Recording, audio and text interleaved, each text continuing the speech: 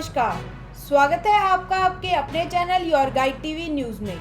आप देख रहे हैं न्यूज़ टॉप 10। मैं हूं अमनजोत, पेश कर रही हूं देश विदेश की 10 बड़ी खबरें। तो चलिए रुक करते हैं आज की ताज़ा खबरों की ओर।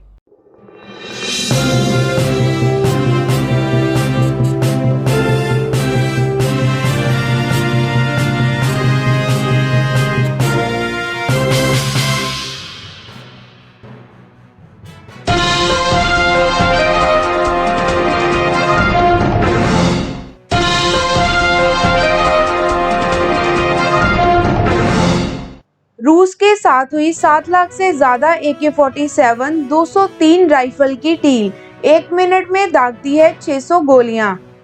शंघाई कॉरपोरेशन ऑर्गेनाइजेशन समिट के दौरान भारत और रूस के बीच एक खास डील हुई है, जिसके बाद भारत की ताकत और बढ़ जाएगी। इस समिट में पहुंचे भारत के रक्षा मंत्री राजनाथ सिंह ने रूस के साथ AK-47 के सबसे एडवांस वर्जन की राइफल के लिए डील कर ली है। ये डील AK-47 203 के लिए की गई है, जो अब भारत में भी तैयार होगी। इसका पुराना मॉडल हिमालय जैसे ऊंचे इलाकों में कमजोर पड़ जाता था, लेकिन ये एडवांस वर्जन वो कमजोरी दूर करने वाला है। माना जा रहा है कि यह अब Indian small arm system slot rifle की जगह लेगा। इस राइफल की कीमत करीब $1100 हो सकती है। ये राइफल दुनिया की सबसे मॉडर्न और असॉल्ट राइफल में से एक है।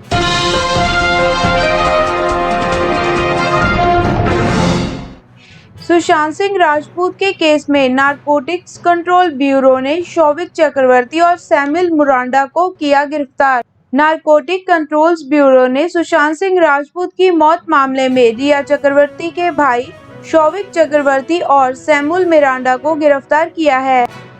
बता दें कि इससे पहले शौविक ने एनसीबी के सामने कबूल किया था कि वह अपनी बहन रिया के लिए ड्रग्स खरीदते थे। वहीं सैमुअल मिरांडा ने स्वीकार किया है कि वह सुशांत के घर के लिए ड्रग्स खरीदते थे। एनसीबी के सामने शौविक पहले जहां तमाम आरोपों से इनकार कर रहे थे, वहीं बाद में उन्होंने रिया के लिए ड्रग्स खरीदने की बात स्वीकार कर ली है।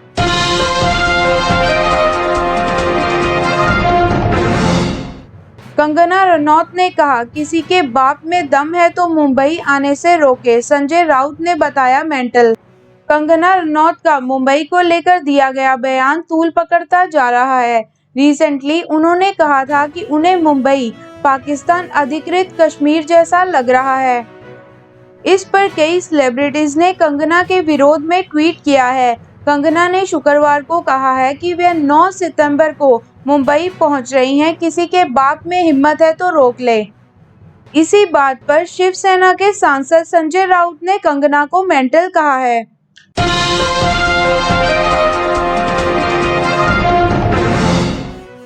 IPL 2020 में निजी कारणों से IPL 13 से हटे हरभजन सिंह, चेन्नई सुपर किंग्स को झटका। Star off spinner Harbhajan Singh ने निजी कारणों से IPL के अगले एडिशन से हटने का फैसला लिया है। हरभजन सिंह के IPL में नहीं खेलने पर पिछले कुछ समय से अनुमान लगाए जा रहे थे, जिस पर शुक्रवार को विराम लग गया है। ऐसा माना जा रहा है कि भज्जी ने कोरोना वायरस के डर से IPL के अगले सीजन में नहीं खेलने का फैसला किया है।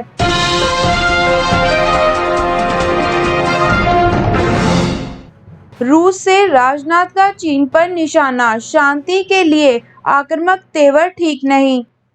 चीन के साथ उत्तर और उत्तर पूर्व सीमा पर कायम सेना टकराव के बीच भारत के रक्षा मंत्री राजनाथ सिंह ने मॉस्को में शंघाई कॉरपोरेशन ऑर्गेनाइजेशन में हिस्सा लिया। इस दौरान उन्होंने चीन को इशारों में कड़ा संदेश दिया है। सिंह ने साफ कहा कि क्षेत्रीय स्थिरता, शांति के लिए आक्रामक तेवर को खत्म करना जरूरी है।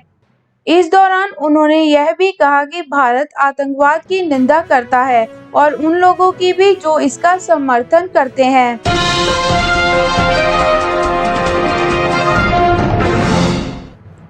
जेल से रिहाई के बाद कफील खान की कांग्रेस से बड़ी नजदीकी, ज्वाइन कर सकते हैं पार्टी। योगी आदित्यनाथ के शासनकाल में मुस्लिमों पर अत्याचार के लिए पोस्टर बॉय बनकर उभरे डॉक्टर कफील खान आने वाले दिनों में राजनीतिक करियर चुन सकते हैं। कफील को कुछ विपक्षी पार्टियों से सहानुभूति मिल रही है। उन्होंने हालांकि कांग्रेस के प्रति अपने झुकाव को दिखाया है। उन्होंने यह भी कहा कि मुश्किल समय में प्रियंका गांधी ने मेरा समर्थन किया। मथुरा जेल से मेरी रिहाई के बाद उन्होंने मेरे साथ फोन पर बातचीत की। बता दें कि उन्होंने रिहाई के बाद प्रियंका को शुक्रिया भी कहा था।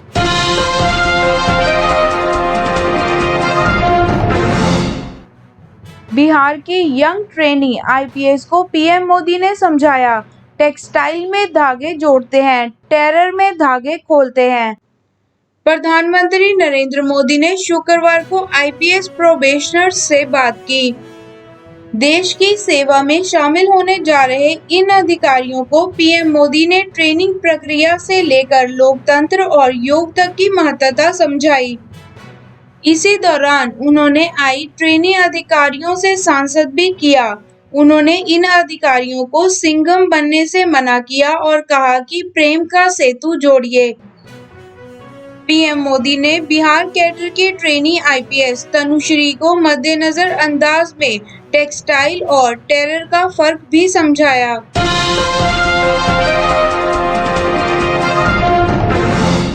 राहुल गांधी बोले 12 करोड़ रोजगार गायब, देश की खुशहाली और सुरक्षा गायब, लेकिन सवाल पूछो तो जवाब गायब। कांग्रेस के पूर्व अध्यक्ष राहुल गांधी ने बढ़ती बेरोजगारी और देश की आर्थिक बदहाली को लेकर शुक्रवार को नरेंद्र मोदी सरकार पर हमला बोला। उन्होंने ट्विटर पर कहा कि 12 करोड़ नौकरियां खत्म हो गई, देश की खुशहाली और सुरक्षा गायब है, लेकिन सवाल पूछे तो उसका जवाब नहीं मिलेगा। उन्होंने सरकार से मांग की कि वह युवाओं की समस्याओं का हल करें, रोजगार बहाली और परीक्षाओं के रिजल्ट जारी करें। राहुल गांधी ने ट्वीट किया, 12 करोड़ रोजगार गायब, $5 ट्रिलियन अर्थव्यवस्था गायब, आम नागरिक की आमदनी गायब, देश की खुशहाली और सुरक्षा गायब, सवाल पूछो तो जवाब गायब।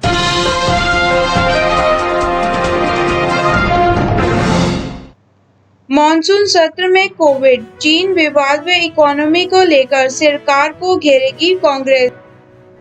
कोविड-19 चुनौती के बीच 14 सितंबर से होने जा रहे संसद का मॉनसून सत्र बेहद हंगामेदार होने जा रहा है। विपक्ष तमाम मुद्दों को लेकर सरकार को कटघरे में खड़े करने की तैयारी में है। इसी के मद्देनजर हाल ही में प्रमुख विपक्षी दल कांग्रेस ने आगामी सत्र को देखते हुए अपनी रणनीति को अंतिम रूप देने का काम किया है।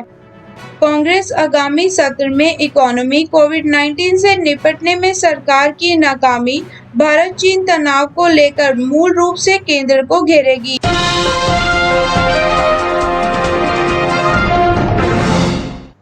अक्षय कुमार ने एक्शन गेम फौजी किया पेश, आय का 20% भारत के वीर ट्रस्ट को जाएगा।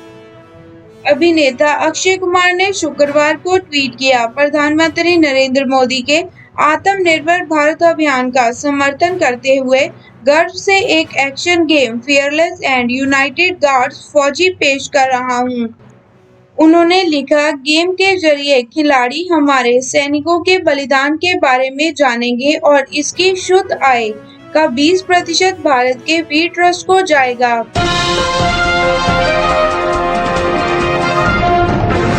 ऐसी ही और ताजा तरीन खबरों के लिए बने रहें हमारे channel your guide TV news के साथ। हमारे साथ जुड़े रहने के लिए हमारे चैनल को लाइक करें, शेयर करें, सब्सक्राइब करें और नई अपडेट्स पाने के लिए बेल आइकन दबाना ना भूलें। धन्यवाद।